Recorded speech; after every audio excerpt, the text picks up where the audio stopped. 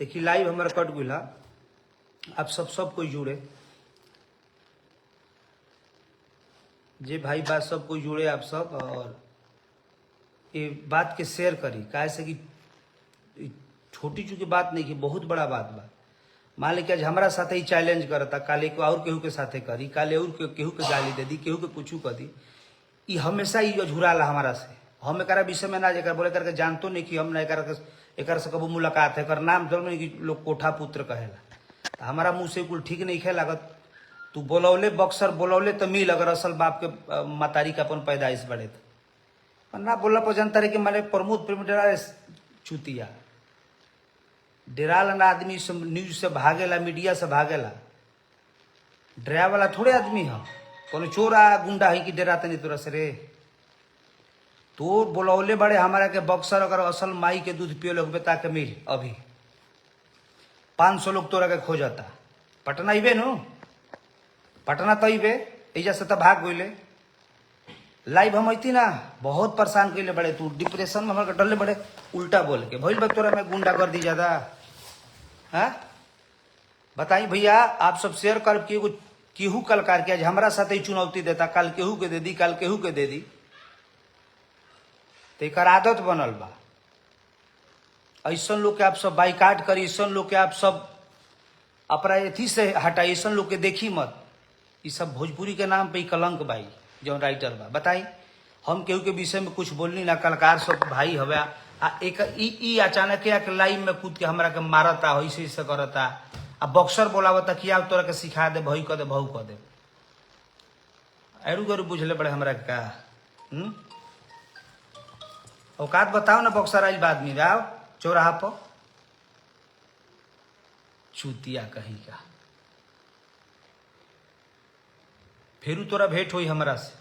बाकी ऐसा लोग के आप सब बाइकाट करी। जे भी भोजपुरी समाज में जे भी लोग देखता, जे भी संगीतकार गीतकार, हमार भाई छोट भाई गायक जितने लोग बा, ऐसा लोग सब बाइकाट करी। अच्छा आदमी नहीं खे, कैसा हमारा के चुनौती देता है। बताइए घर जब पहुंचनी थी भागल बका जना कहा तयाव मिले के बता मिल, चूतिया कहीं का।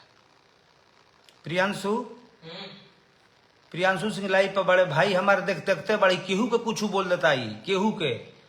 मान ल कि आज केहू कलकार हमारे साथ भइल, कल तारा साथ हुई, परसों केहू के दबावे के कोशिश करता रन सब। तो मान ली के तना हिम्मत हो गई, बता आप तोरा घरे आइल बनी खोजत नहीं, आओ ना स्टूडियो पर बोलो, स्टूडियो पर से भागुले बक्सर भागुले बक्सर। आदमी पहुंचल 5 घंटा 4 घंटा जाम में आके, तब ऐजा से तोर पते नहीं चल। गोलम्बर आवा तो ज्योति चौक आवा, काहे लुका गई आप।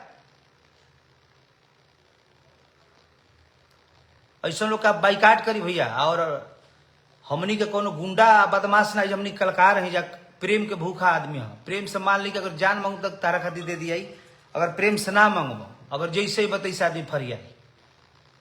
माने तोरे के लोग चिन्हता बक्सर में, हमारे लोग नहीं खे।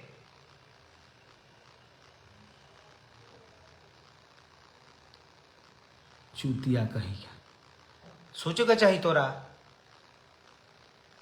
हम तोरा कुछ कहलो कि तो हमारा का बताओ, आ ऐसे ऐसे करता रे, ऐसे ऐसे करता रे। तोरा हम लाइव में कुछ बोलनी है पहले, ये पूरे भोजपुरी समाज से पहले कोनो हमारा कमी देखा कि तोरा हम कुछ बोलनी है। तोरे टीम के लोग तोरे के गाली देता, लोग बोला था कि भैया लतखोर दी पूरा सटी तोरा के। हम अगर असल के एथी होखबे तो आज के बाद दोबारा कोनो कलाकार के साथ ऐसे ना करबे। तनु केहू कलाकार से छेड़े ना, तोरा अपन जियत खात बड़े जीव खो, कोई दिक्कत नहीं है। हमनी के कोनो तरह से लागे नहीं की जा। बाकी लाग जेबे तो फिर जान जो कि बहुत बाउर हो जाए, तो रहल मुश्किल हो जाए। एक भी कल एम सारे कमेंट्स में देख, सब लोग तोरा के गरिया बता, काहे गरिया बता। तू बढ़िया आदमी रहते तो वो अगिला के तू बर्बाद कर देले, ओहू अगिला के बर्बाद कर दिल सतन तू मिल के। केहू के बिगाड़े के पहले केहू के बनावे जाला, केहू के बिगाड़ा ना जाला। अगिला के बदनाम पर बदनाम करावता रसतनी के। हमारा के धमकी देता रहे कि आ जा है जा बक्सर, तो बक्सर तोरा घरे आइल बनी, आओ कहाँ बड़े। आओ चुतिया कहीं का। अगर सुन तोरा नावे खुद जाता नहीं हम एगो कंप्लेन करे तोरा एगो आई रहे फोन अमरीश भट्ट के एसपी उनकर खुदे केहू बाबू हमरा फोन कैला कि भैया भाई साहब ऐसा वैसा करता है तोरा पर खुद कंप्लेन 10 हो जाए वाला बा 10 को तोरा पर कंप्लेन जाए याद रखिए। प्रमोद से लागल तोरा बहुत महंगा पड़ जाए प्रमोद प्रेमी से लागल तोरा बहुत महंगा पड़ जाए चुतिया कहेंगे। आप सब शेयर करिए ऐसा लोग को बाइकाट करिए ऐसा लोग को हमेशा गाली दी ऐसा लोग को हमेशा भोजपुरी से हटाई ये राइटर नहीं चोर है इसको कुछ नहीं आता है सामने बैठा दे कलम के तो लिखे के लूरबा तोरा लिखे के तोरा लूरबा रे तोरा एगो अक्षर लिख देवे तो दिन हिम्मत छिलवा देव तू राइटर न चोर है पूरा भोजपुरी समाज जानता। एगो टीम में उनकारा तूहे रही इसकी और केहू बाव में बढ़िया बढ़िया लोग ओहू में तो और लोग बढ़िया कुछ अगर बोलने रहती तो वो लोग हमरा के बोली मत कर अगले सब बहुत दिक्कत हो जी तोरा सब कलकार से विद्रोह कैल तोरा बड़ी एथी हो जाई ऐसे तू पर मत और जिया तारे जीव उससे कोनो दिक्कत नहीं है हमारा।